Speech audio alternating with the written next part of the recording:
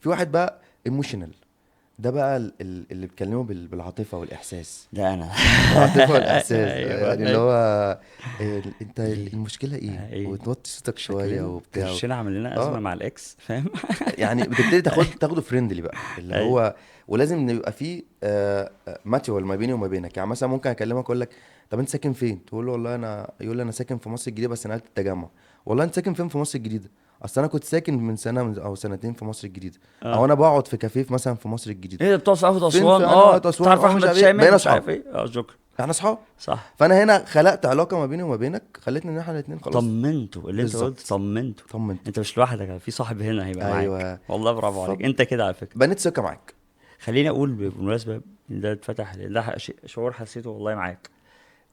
فنقول قدام الناس كلها يعني، التصريح ادي بجد، اصطفيتك صاحبي بجد من اول ما حبيبي. شفتك والله العظيم. حبيبي. فانت من الناس بجد اللي انا ممتن ان انا يبقى لا في حبيبي علاقه بيني حسام، وبينها. ده يا بجد باشا. كل مره ما باجي وبنقف نتكلم مع بعض حتى لو في اي حاجه في المطلق، بجد يعني حتى لو حاجه ملهاش علاقه باللي انا حاسه اليوم دوت ولا اي اه حاجه وكده، بجد ببقى ماشي مطمن. فبجد انا مبسوط.